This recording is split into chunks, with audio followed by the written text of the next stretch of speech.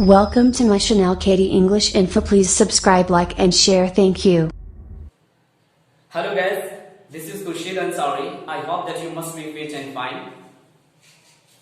Again, you are welcome back to Katie English Info.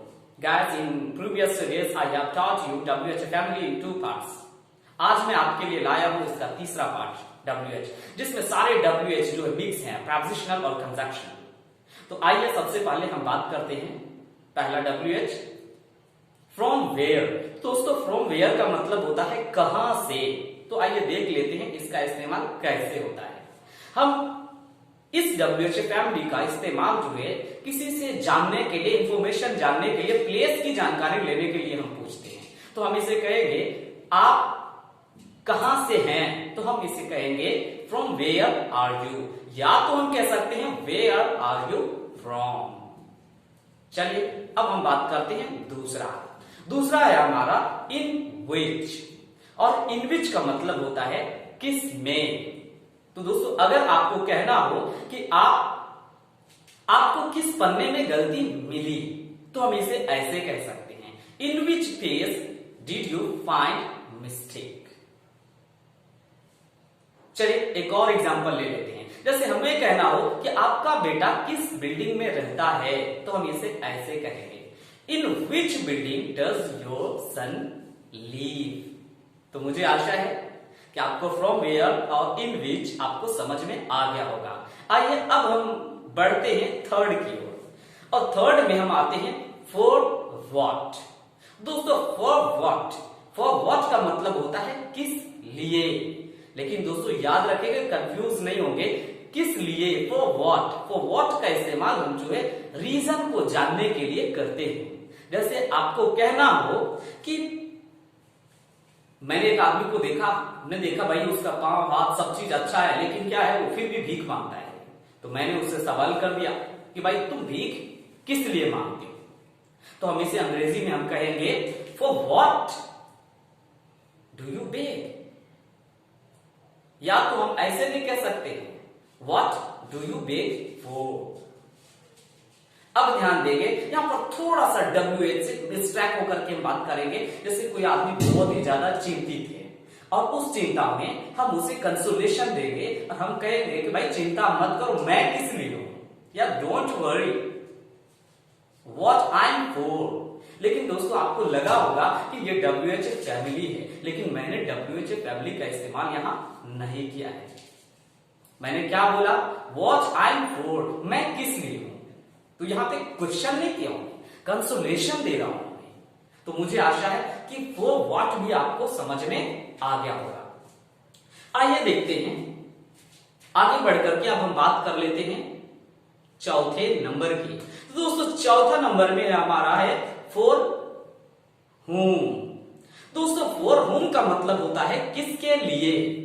याद रहे दोस्तों फॉर whom का प्रयोग जो है वो लिविंग थिंग के लिए किया जाता है. क्या मैंने बोला दोस्तों, याद रखिएगा फॉर whom का प्रयोग जो होता है वो किसी लिविंग थिंग के लिए किया जाता है. जैसे हमें कहना हो कि भाई आप दूध किसके लिए लाते हो, तो हम इसे अंग्रेजी में ऐसे कहेंगे for whom do you bring milk. अगर हम इसे दूसरे तरह से बनाए तो हम ऐसे भी बना सकते हैं whom do you bring milk for. ये भी हमारा सेंटेंस सही होगा. आइए देखें एक और एग्जांपल हम देख लेते हैं. हमें कहना हो कि आप किसके लिए रो रहे हो. याद रखेंगे दोस्तों यहां पे मैं रीजन नहीं पूछ रहा हूं, मैं पूछ रहा हूं कि आप किसके लिए रो रहे हो. वो आदमी किसी के लिए रो रहा है, तो हम यहां पर हम कहेंगे whom are you weeping for.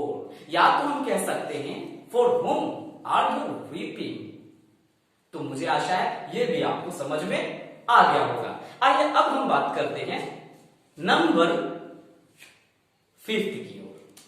दोस्तों 5th में हमारा है एट व्हाट टाइम. और एट व्हाट टाइम का मतलब होता है कितना बजे. जब हमें समय पूछना हो तो समय, तो हम इसके लिए इस्तेमाल करेंगे एट व्हाट टाइम, मतलब कितना बजे. तो हमें कहना हो कि स्कूल के लिए बस कितना बजे आती है. तो दोस्तों इसका अंग्रेजी होगा at what time does the bus arrive for school? School के लिए बस कितने बजे आती है? मैंने क्या बोला? At what time does the bus arrive for school? आइए इससे हम एक और एग्जाम्पल ले लेते हैं। जैसे हमें कहना हो कि आप कितना बजे सोते हैं, तो हम इसे ऐसे कहेंगे, at what time do you go on bed? आप कितना बजे सोते हैं? अब आइए नंबर 6 की बात कर लेते हैं। दोस्तों हमारे इस वीडियो के साथ बने रहेंगे, मुझे आशा है कि आपको 100% समझ में आएगी। आइए अब हम बात कर लेते हैं अबाउट हुम। अब दोस्तों अबाउट हुम का प्रयोग हम किस लिए करते हैं? दोस्तों ध्यान रखना है आपको, अबाउट हुम का मतलब होता है किसके बारे में। तो दोस्तों किसके बारे में, यह भी क्या है, लिविंग थिंग को बता रहा है, किसके बारे में। जैसे हमें कहना हो कि आप किसके बारे में बात कर रहे हैं, तो हम कहेंगे whom are you talking about? या तो हम ऐसे कह सकते हैं about whom are you talking? तो इस तरह से हम सेंटेंस को बना सकते हैं। अब हम बात कर लेते हैं जैसे about what। दोस्तों यहां पे कंफ्यूजन है, मैंने अभी बताया about whom मतलब किसके बारे में, ये लिविंग थिंग की बात कर रहे थे, लेकिन अब हम यहां पे बात कर रहे हैं about what। सुनने में एक जैसा लगता है, लेकिन दोस्तों ध्यान रहे आपको कि about what और about whom में डिफरेंस है। मैंने बताया about whom का प्रयोग जो होता है वो लिविंग थिंग के लिए होता है, और about what का जो प्रयोग होता है वो नॉन लिविंग थिंग के लिए होता है। आइए नॉन लिविंग थिंग से एक एग्जांपल देख लेते हैं। हम कहेंगे आप किस बारे में बात कर रहे हैं? दोस्तों यहां पे ध्यान देंगे, हमारा ये जो क्वेश्चन है किसी लिविंग थिंग से नहीं है, ये हम किसी नॉन लिविंग थिंग के बारे में बात कर रहे हैं कि आप किस बारे में बात कर रहे हैं। तो हम इसे कहेंगे what are you talking about, या about what are you talking. तो ये रहा हमारा नंबर 7। अब हम बढ़ते हैं आगे और आगे बात कर लेते हैं विद whom की। दोस्तों विद whom का मतलब होता है किसके साथ।